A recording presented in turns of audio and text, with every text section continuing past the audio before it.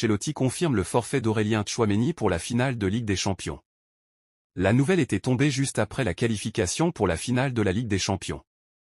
Lors de la rencontre face au Bayern Munich, Aurélien Tchouaméni avait été victime d'une fracture du troisième métatarsien du pied gauche.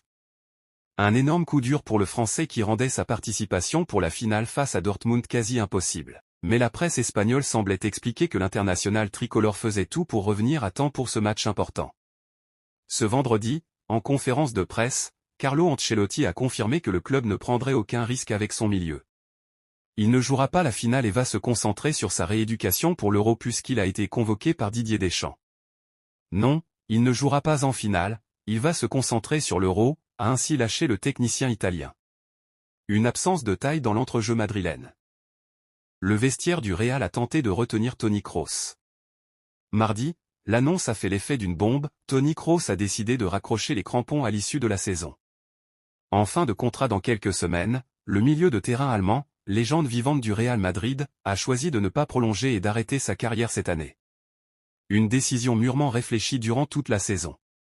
Comme le raconte AS dans son édition du jour, le vestiaire madrilène a tenté de convaincre l'Allemand de rester au club la saison prochaine. Dani Carvajal confie avoir tenté de négocier avec lui, nous avons essayé. Mais c'est compliqué. Nous savons comment il est, sa mentalité, à quel point il est ferme dans ses décisions. Malgré les demandes, les joueurs du Real Madrid n'ont pas eu gain de cause.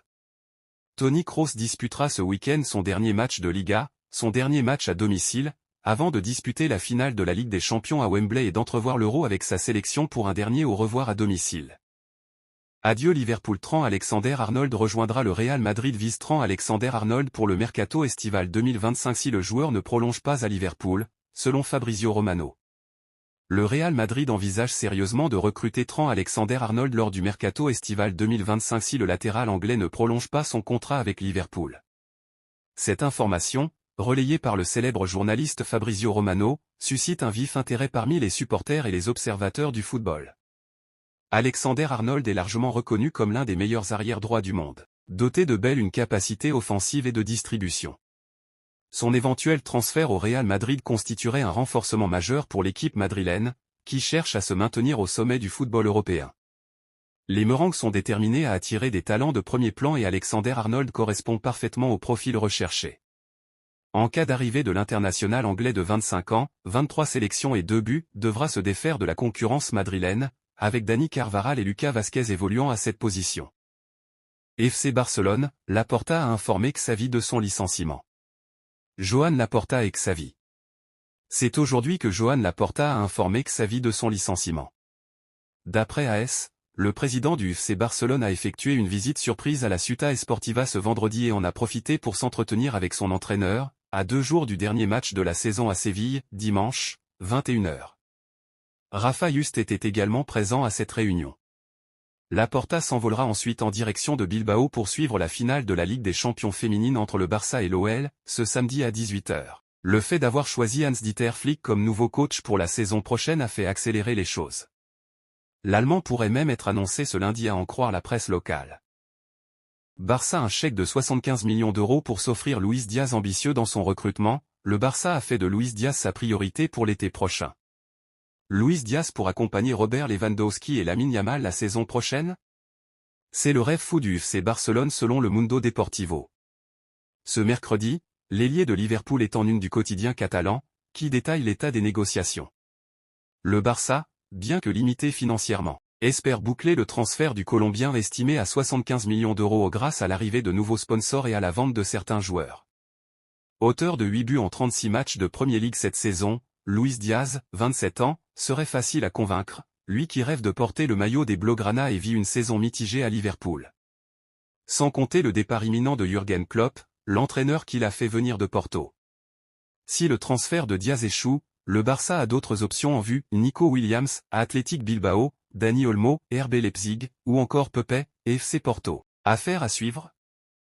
Grealish liberté du banc de Manchester City par le Bayern Munich pourrait tenter un coup spectaculaire lors du prochain mercato en cherchant à recruter Jack Grealish, 28 ans, pour renforcer son attaque aux côtés de Harry Kane, selon The Sun.